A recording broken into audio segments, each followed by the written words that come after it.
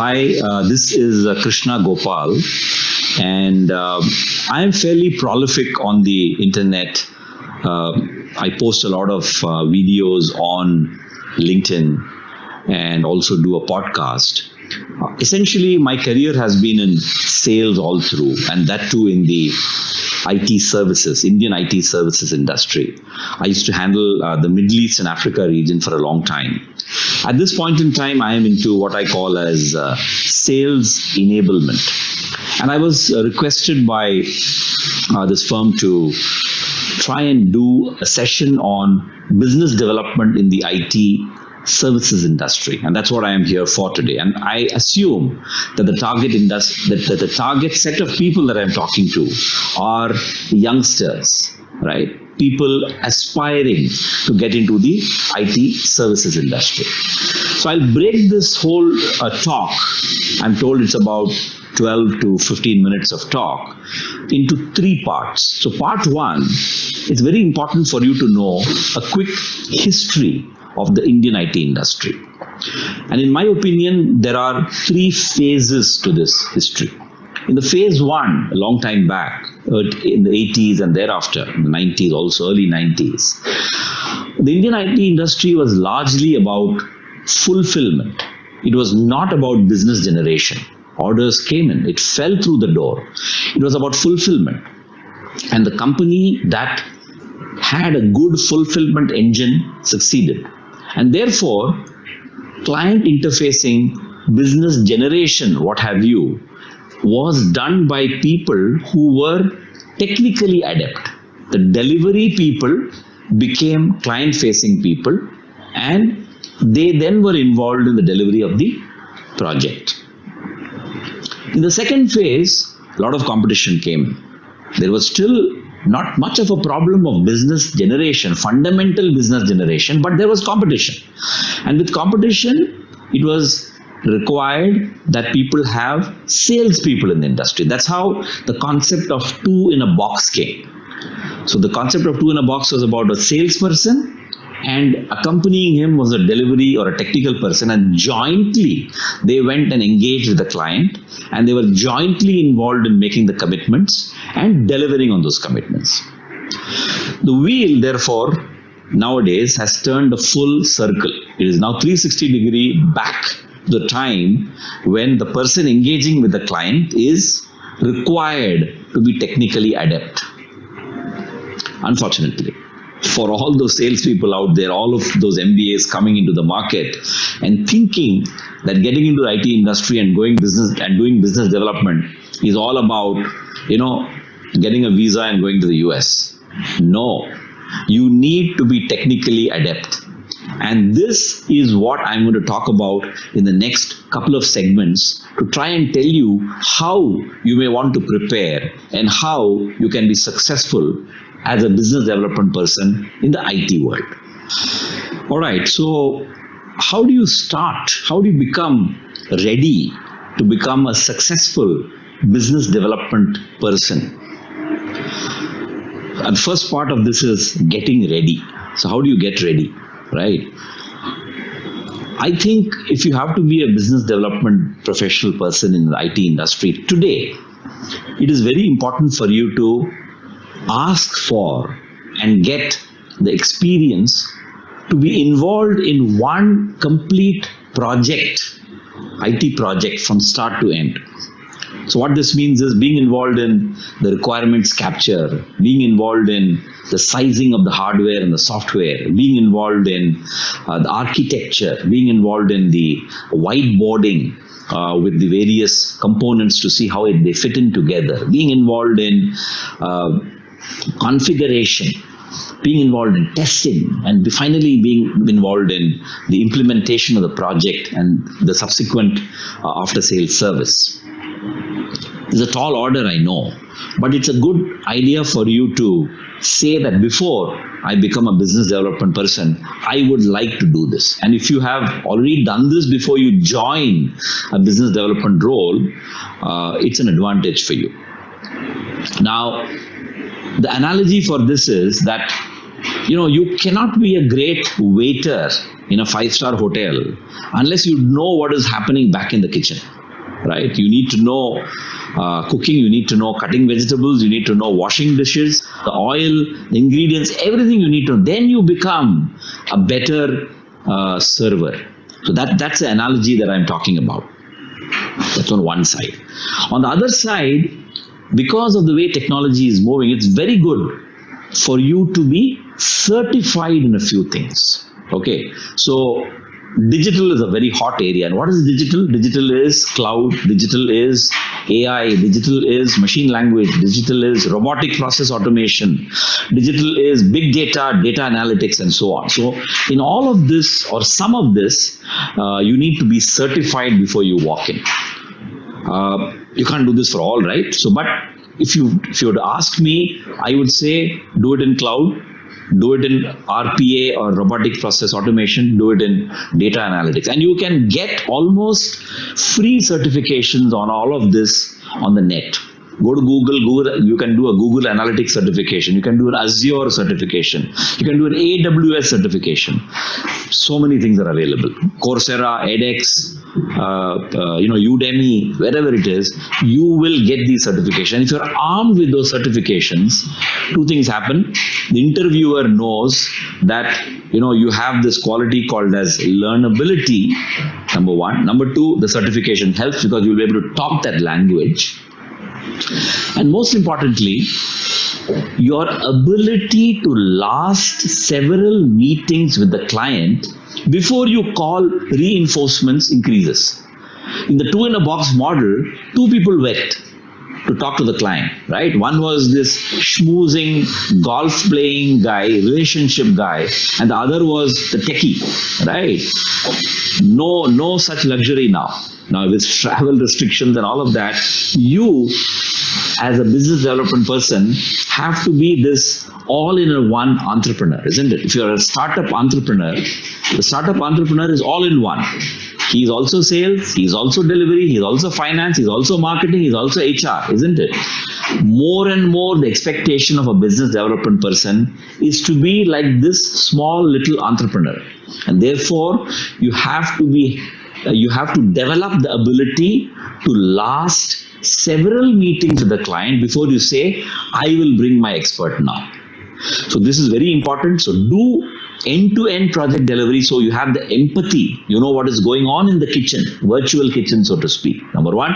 And number two, you are building up the various capabilities through certifications, which are more or less free most of the time, to be able to therefore last several meetings with the client in a technical scenario. All right. So to succeed in business development, I told you how to get ready. I gave you a history before. And now I'm going to tell you some tools that you will need to succeed. I try and tell from memory. Of course, overriding every tool is the tool that you will bring to the table called attitude. Attitude is everything, right? People will be able to figure this out so very easily. So attitude is everything. But having kept that aside and assuming that you have the attitude, some of the tools are, you must be able to research, for example, right?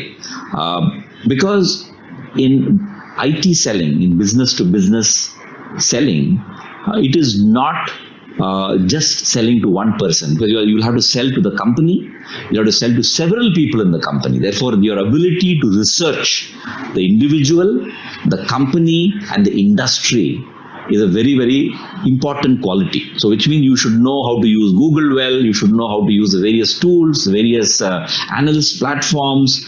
The ability to go on the internet and research an individual and the company and the industry is a very, very important feature. Of course, I don't have to emphasize that you should know, you should be an expert in Excel, in PowerPoint, in Word, and all of those. And there are many other tools, by the way, right, which makes your PowerPoint also stronger, okay, your presentation stronger. And on this, let me also tell you that you must brush up on your presentation skills. Because remember, presentation or a PPT, a set of slides, is an aid to a presentation. It is not the be-all and end-all of a presentation. So how to make the presentation, how to keep the slides less busy, how to use colors, how to use bullet points, how to use the various features in PowerPoint. So all of this you should be able to become familiar with, right? Brush up on your public speaking skills. It's a very important thing. You have to brush up on your public speaking skills. Standing up, talking through, telling a story, right? Holding an audience attention, knowing how the audience is responding to your talk, adjusting, handling difficult questions coming from an audience. All of this, public speaking. Join Toastmasters, if you will. Okay. The other thing is you need to develop this quality called as learnability. Learnability is a very, very powerful quality. And this quality you develop how?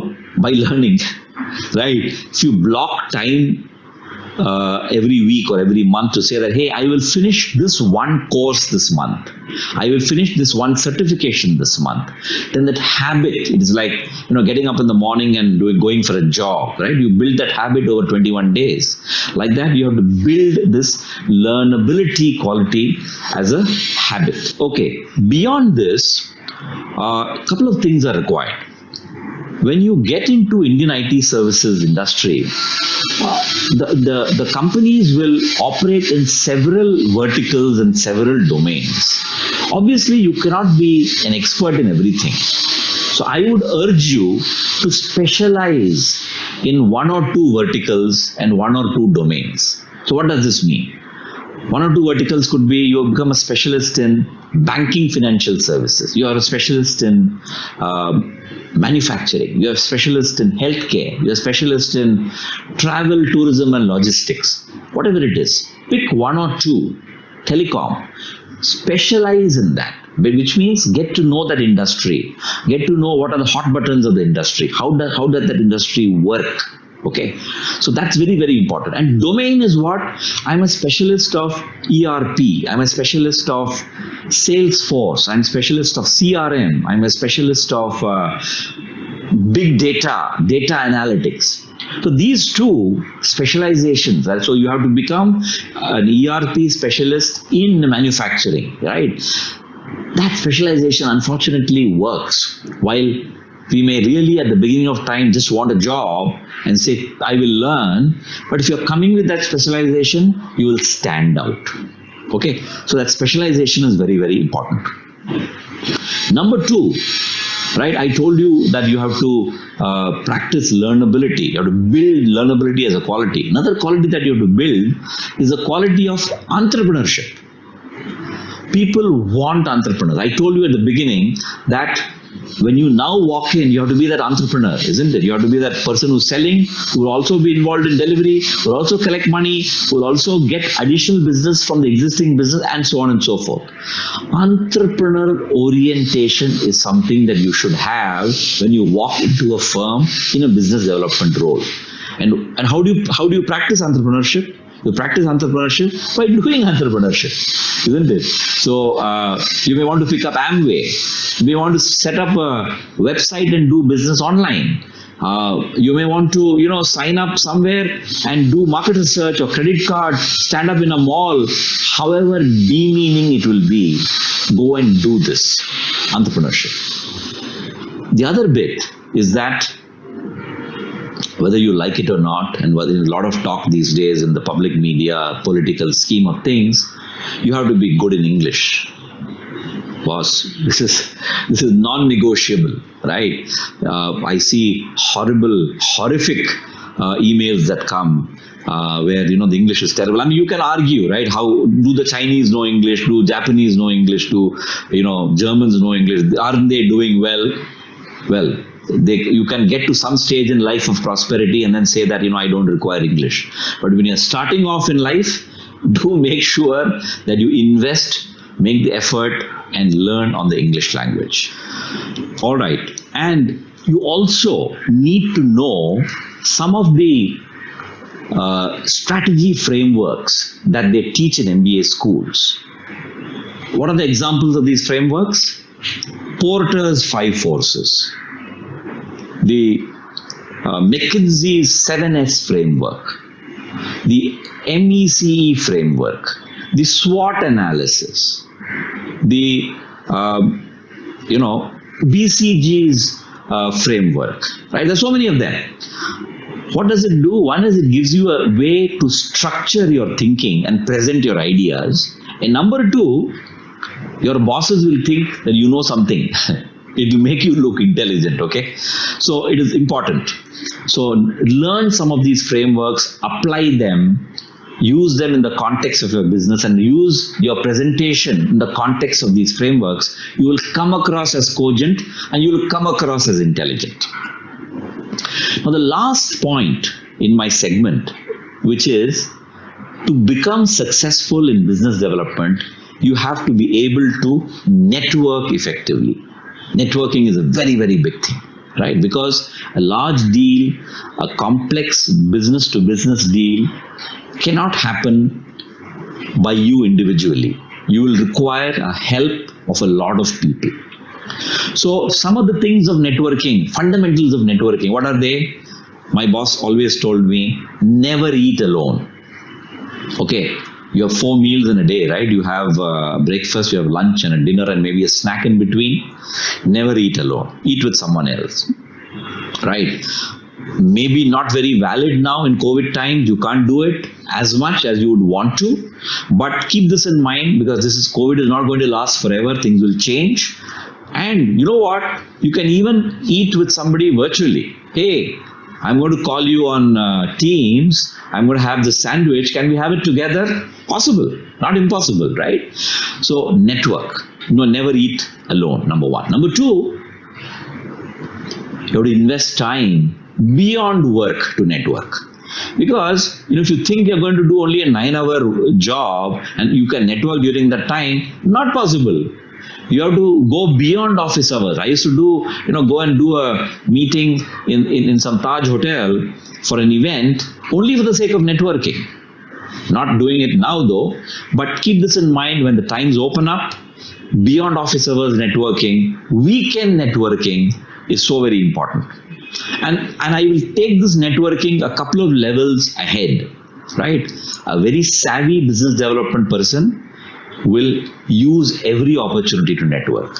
I have seen a colleague in South Africa joining a particular gym just to network with that marketing manager whom he wanted to connect with, right? So that networking is so very important. Now, who all will form part of this network? From a business to business sale that you will do in an IT services firm, there will be some or all of the following. Number one, your client itself or the prospect itself. Unfortunately, many people stick only with the CIO or with the procurement. You need to go far beyond this. You need to meet people in other departments and network with them.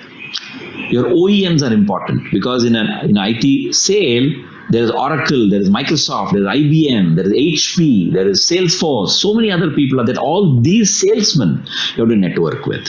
You'll have analysts like Gartner, you'll have consultants like BCG, McKinsey, EY. You have to network with them because your client or your prospect is most likely engaged with them. And when you do all of this, when you have this bank of people that you're networking with, then your ability to get quality information, validate what is going on, and influence the sale is significantly augmented than you doing it on your own.